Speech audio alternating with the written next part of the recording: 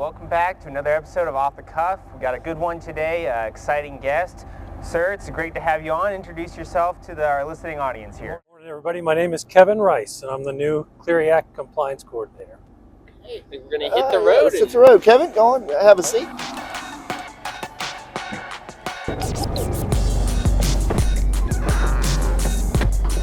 All right, Kevin, how long have you been at Virginia Tech? So I just got here in December, so just going on a month. And did you think within the less than the first month or so that you would be doing a podcast, riding around in a police RV, being interviewed? Did you have any idea? No. I have a face for radio, so it came as quite as a surprise. I don't know if we told you, but there's no extra pay for this, by the way, as well. So tell us, a little bit about yourself. Where do you come from? Sure. So I hate telling people where I was originally from because there's some, predisposed attitudes. But I was born in Long Island, New York, but moved away before the accent and the attitude took hold, and moved down to Florida. Grew up on the west coast of Florida. Went to high school there, just north of Tampa. Went to the University of Central Florida in Orlando. Obtained a bachelor's degree in criminal justice, and lived all over the country due to my previous career. So, what was your first job out of college? So, like I said, I went to the University of Central Florida in Orlando, and I applied for one job, and I got it. I applied to be a police officer for the city of Orlando. Really? It's a department of about a little over 600 officers. Sounds like a small department. A small department. It was like the perfect size. It was big enough that you could have all sorts of specialties and be professional, but it was still small enough where you recognized all of your coworkers and knew them, at least by name and reputation. Well, how long were you there? I was a police officer for about 4 years. In my last assignment, I was a field training officer, training brand new officers out of the academy, and that was just I'm sure your officers who are FTOs will tell you it was either the longest days or the shortest days, depending on how squared away your trainee was. But great job. Got to kind of mold the next generation of law enforcement officers and make sure they do the right thing. Sounds like you had a really, really great career started, and then you digressed into what did you go into? What field? Did. So growing up, my father was a New York City police detective, and he worked in Manhattan. So that's where the United Nations is headquartered, and he worked with the Secret Service routinely, and he always talked highly about the U.S. Secret Service. So my dream, I guess, from a little kid was always to become a Secret Service agent. So I was fortunate enough, after about 4 years on the PD, I applied to be a Secret Service agent, and I spent 23 years with that agency and had assignments all over the country and traveled all around the world, and just a fantastic experience. I know that agency has suffered some media battles here this year, but just a great organization filled with patriotic people. So I added it up one time, and I was able to work in 49 different states, and then I traveled, I think, to about 60 countries. Wow! So it's places that I'm just a middle class kid whose father was a cop in New York City, and went to places that probably only people like maybe in the military or very successful business folks would travel to. Like I got to go on safaris in Africa, and multiple locations in Europe and Central America, everywhere you could imagine.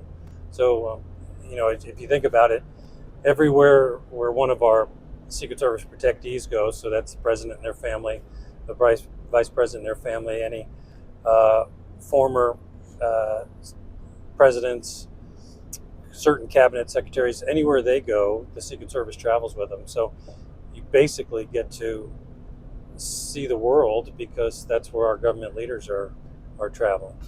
So what are some of the assignments? I know you probably can't be specific, but Secret Service has different maybe subsections within it, different departments within the Secret Service. What are some of the things that you got to do? Sure. So the Secret Service has been around since 1865. A little interesting tidbit is President Lincoln signed the bill into law creating the Secret Service, and then he traveled to Ford's Theater and was subsequently assassinated. And it was started solely as a criminal investigative agency. At that time, it was just the end of the Civil War, and the vast majority of the money that was in circulation in the United States at that time was counterfeit. So the federal government created the Secret Service. They called their employees operatives at the time to be criminal investigators and to stop the influx of counterfeit currency. They did a pretty good job. The Secret Service was basically from 1865 to 1901 kind of the sole federal investigative agency in the U.S. government, along with the marshals and actually the U.S. Postal Inspection Service. But from 1865 to 1901, the U.S. suffered the assassination of 3 presidents, one kind of right after another. So in 1901, Congress authorized the Secret Service to also protect our nation's leaders. So from 1901 forward, the Secret Service has protected our nation's leaders. That the number of protectees, the people the Secret Service protects, has grown exponentially over the years. And I was able to, and every Secret Service agent during their career works about half the time in an investigative mode and half the time in a protective. Well, have you ever been out? We're at the airport. It's a gravel overflow lot. I believe this lot, the bus systems comes out here, and you could park out here. It's a remote site, and they would bus you in to campus. Now, is this where the RVs park as well during the games? We are close to that Okay. area. We're very, very close to that area. Well, Kevin, I think we're going to pivot. We're going to transition back to the back so that we're a little bit more comfortable, talk a little bit better. And so here we go. Okay, well, so now we've made our little move here. I feel like we could spend this whole episode just talking about your past and all the interesting stuff you've done. But I guess, off the cuff at Virginia Tech Police, tell us a little bit about what you do with us now and your role. So I'm new to the role, but I'm the Clery Act coordinator, the compliance coordinator. So any university that accepts federal funding is required to comply with the requirements of what they call the Clery Act. So the Clery Act's been around since the early 90s. And long story short, there was a young woman that was killed at a university, a college in Pennsylvania. And there was no information prior to her murder for her parents or for her to kind of look at and see, is the university I'm going to a safe environment? So President Bush, the first, signed a bill into law authorizing the Clery Act. And it's grown through the years, but basically what it does, it's kind of I've actually heard it termed as like a consumer rights law, right? So it gives consumers information. And what Clery Act does for universities is it required them to do certain things. One of the things it required them to do is keep a daily crime log. So any crime that happens here on campus, it's ultimately my responsibility to review it, make sure that it fits the definitions of the act, and then maintain a public-facing daily crime log. So students, prospective students, parents of students can go every day to our website and look at the daily log and see what happened. They can go back months and see kind of historically the offenses that have happened here on campus. And then every year, as part of that act, we're required to publish, and every university that takes federal funding is required to publish what they call an annual security report, an ASR. And it basically talks about kind of all the education programs, violence prevention, sexual violence prevention, but kind of the meat and bones of the annual security report is the listing of annual statistics. So it tells current students, future students, parents, kind of from January 1st to December 31st, every major type of violation that has happened. I worked at another university before coming here, and I would give orientations. I'd talk to parents, and I'd ask parents to raise their hands if they'd ever heard of the Clery Act or the annual security report. No parent ever did. Yeah. And I asked them, and I asked the students that were potentially coming to our school, take a second and look at the annual security report of every school you're thinking about going to, right? It just kind of gives you a better snapshot of kind of the environment that you're going to when you go to a future school. You know, a lot of times I ask students when we do presentations, we do the Rad for Women program, things like that. I said, did you look at did you go online and check out your police department prior to coming here? And because they'll have crime stats posted on there. And so it's posted every day. On the weekend, it gets posted, on Monday? Yes, sir. Holiday, I guess it would be the next day. The ASR, everything is online now, right? Yes, sir. But do you still have to print that up and post that in certain places? So we do print hard copies that are available upon request. But by and large now, the vast majority of people who obtain the annual security report do it online rather than, I think everybody's just more environmentally conscious that, I don't want to print out 200 some odd pages of an annual security report, but it is easier just to kind of flip through it online in a digital format. Yeah, I've seen it in the lobby of our police department Yes, by the security center, but I sometimes wonder if anybody actually picks it up. But you are, I guess, are we required to post that? We are required to have it. And then, one thing that the folks listening or watching may not know is that crime log is also available at the security center in the lobby of the police department. Yeah. So you said you worked at a different university prior to here? I did. I was a similar role. No, I was a security director for a small private college in Bangor, Maine. Okay. Okay. So coming here, now you've been in the role just a brief time, but what stands out to you as a big difference between this and what you previously did? Yeah, night and day. So the school I worked at previously had about 4,000 students, from a small town in Maine. So it was, much more smaller. Everybody kind of knew each other, more like a family. Here, you go to Virginia Tech, it's so large, but everybody's been so friendly and nice. And then, like I said, within a month, I'm here. I'm doing a podcast. So obviously, there's more to do. Talking about your personal life, different things to do in Maine compared to here. What do you do? You haven't been here long, but what have you done? What do you want to do while you're here in the Blue Ridge? So I love this state of Virginia. When I was in the Secret Service, I was stationed in Washington up in Northern Virginia for a while, and we toured the state, my wife and I, routinely, and I love the history. I love the natural beauty. The Blue Ridge Mountains here in Blacksburg, it's just amazing. We kind of chose Blacksburg for a couple of different reasons.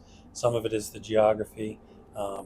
We've got friends and family in Winston-Salem and in Washington, D.C. and Knoxville, Tennessee, so it kind of was centrally located. But you just can't beat the beauty. So on the weekends, my wife and I love to go out hiking.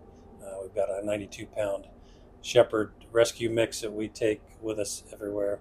So we just love soaking up the history and love soaking up the natural beauty. Mm-hmm. Our last guest I had to plug, I don't know if you checked out yet, the Cascades hike. My wife and I have done it. Yeah, Okay. It's amazing. Yeah. I would imagine the last institution that you worked at had a robust college football program and stadium, much like what we have here.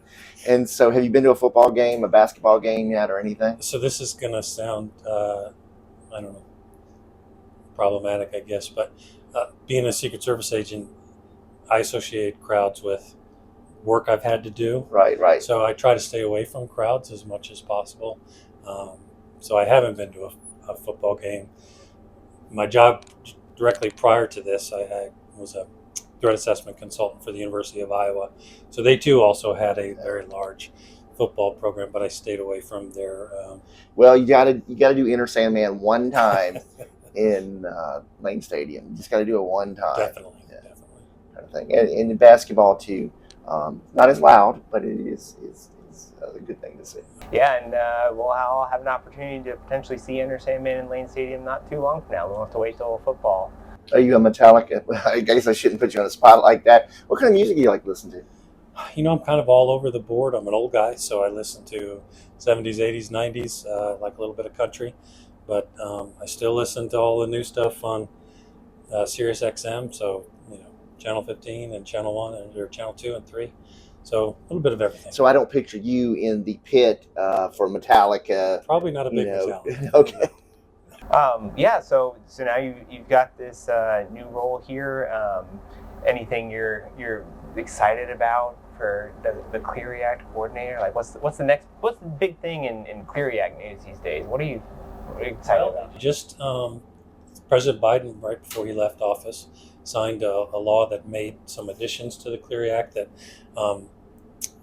Clery Act has kind of been untouched for a period of time. So he incorporated anti-hazing laws along with Clery. So one of the things that, although Virginia Tech was way ahead of itself, they've been documenting and having a very proactive anti-hazing campaign for quite a long time. But now it's mandated to any school that receives federal funding. Is there, for the daily crime log, are there some crimes or situations that are listed in that are not part of the ASR? Yes, sir. So in the crime log, we try to encompass any crime that happened on campus. So you can get basically a daily snapshot of things that are not what we call Clery reportable. So like we talked about, Clery reportable crimes, it's some of the major ones. It's the homicides, the burglaries, the robberies, sexual assaults. But you could have something as simple, like in today's report, there was a vandalism, or you could have a theft, from somebody. I'm going to list that on the daily crime log so that everybody gets a comprehensive view of what offenses are happening here on campus. But like that larceny, that theft of something small, or that vandalism is not necessarily going to be clearly reportable in the annual security report. I think we've reached this part of the show where we're going to do rapid fire. Okay. So we're each going to give you. Is this going to be graded? Yes, Okay. It will be. So we're going to give you options, to choose. Okay. MJ, you want to start? All right, so I know you've traveled a lot, so let's imagine like a medium distance. So if you're going about 6 hours, would you rather fly or drive? So I hate flying with the 1,000 suns. So I'll try to drive as much as possible. All right, driving. Okay. And I will say, because the Secret Service, you get to travel on military aircraft and oftentimes on private, you get very, very spoiled. So flying in coach on a commercial is not very fun. Yeah. Most professional federal agency, the premier FBI or the Secret Service? It's time for me to go. So I always joked, and it's the old joke. I've got many friends who are FBI agents. The FBI, when they initially was created in 1912 or something like that, they took 7 Secret Service agents to start the FBI. So I would always tell my FBI brethren that their agency owes it to the Secret Service, because that's who started it. But they are by far the largest, right? The Secret Service has about 3,000 agents, about 1,500 uniformed division officers. So it's a very small agency in the federal system. And the FBI, I've lost count, it's 15 to 18,000 agents, I think, nationwide, not including their task force officers. Yeah.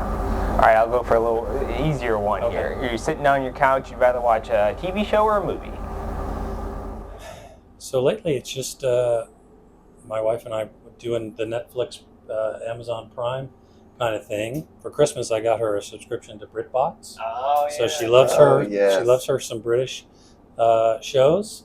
And since Christmas, I haven't seen her because she just goes into the master bedroom and she's watching some different BritBox show with closed captioning on, because sometimes with the accents you can't catch everything. So if I need to get my marriage back, I think I need to cancel the BritBox subscription. So evidently you're on your couch by yourself. With the dog. With the dog. Right. Football or basketball? Football. Okay. All right, you're going to get a little dessert after your meal. Would you rather have ice cream or cake? Well, you can look at me. I probably haven't turned either of them down, but probably a cake person. Yeah. Chocolate chip cookies, actually. Oh, yeah, there we go. Yeah. All right, that's a good one. All right, you're still on that couch with the dog. A deep dish pizza or a thin and crispy? So the best pizza I ever had in my entire life was in Chicago, deep dish Sicilian. Yeah. But as you get older, all those carbs. Right. But I'd probably still have to go deep dish. You go on vacation, would you rather go out to the beach or somewhere in the mountains? Mountains. Okay, mountains. Hey, you're in the right place, right? Are you a fisher person, a fisherman, or are you a hunter? So my wife is a huge animal lover. Okay. So there's no way I could go hunting and still live under the roof of the house. I enjoyed fishing. I haven't done it in a long time, but I'm a big golfer. Okay. And there's not much difference, I think, between fishing and golf. It's just a way to act like you're busy, but Right. you're out in kind of in nature and enjoying, the beauty of it. So I'd have to take golf if that's an option. Okay. And I'll go back to the vacations. You're going on a little holiday here, vacation. Are you a big active, get around and see the sights guy, or more relaxing, slower pace? You want to drink it all in, right? So it's always one of the last cruises my wife and I went on. It was an Alaskan cruise, and I brought a book, and we had a balcony, and we were, it was absolutely beautiful sights, and I sat on the balcony, and I opened up the book, and she walked in the room, and she said, "You are not reading a book. You're coming with me, and you're checking out the ship." So I don't get a chance to unwind very often. She wants to go, and she wants to make sure she saw everything that she could see. Well, I think we're going to transition. We're going to do a little pivoting again, and we're going to go back to the front and drive around campus. Well, we've made it back to the police department. Thanks so much for joining us in the show. It's been great to have you. I tell most of our guests this, but I really mean it this time. You have been the most subpar guest that we've had so far. Yeah. Thank you very much. I greatly appreciate it. Sounds like you've listened to some of our other podcasts. So let us know how MJ can step up his game. Thank you for having me. Thank you. It was a pleasure. Appreciate you. Thank you, sir. Hey, I do have something for you. Can you hand me that bag real quick? Now, I don't know if you guess the show. It should have a goodie bag. This is a bag, but I want to give you. I don't know if you have your I do own not have my junior own police badge, your Thank you. own Ringo the Patrol Pony stickers. I like that. Okay. We're going to give you. I don't know if you had a challenge coin. Do not. One of our former Rolos, Virginia Tech police officer Alex Gale. She's a police officer in another state. Now she designed that coin. Challenge coins. We buy them as an individual, and then we share them. I share them with the interns, and I don't know, MJ. We trade them. Here we have a go key. You know what a go key is? No, I don't. You put your keys on there when you go to a sporting event, football game. When they talk about, it's key time, Okay. then you shake your keys. Well, The Amazing Police whistle. Let's see what else I got. I also have the Amazing Police pen. Okay, Virginia Tech Police pen. And then last thing, the most important thing, have you gotten a VTPD Junior Police badge? I don't. Okay. And so Can I wear that at work? you can, yeah. Okay. So we do a swearing in ceremony. Okay, so raise your right hand. Repeat exactly after me. Okay. I I, state my name. Kevin Rice, Let's try again. I state my name.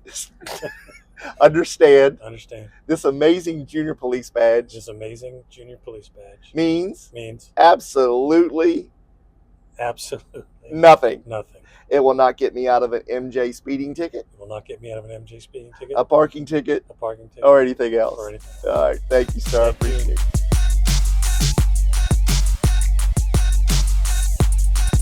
Welcome back to another thrilling segment of MJ's Legal Corner. You know what gets me excited?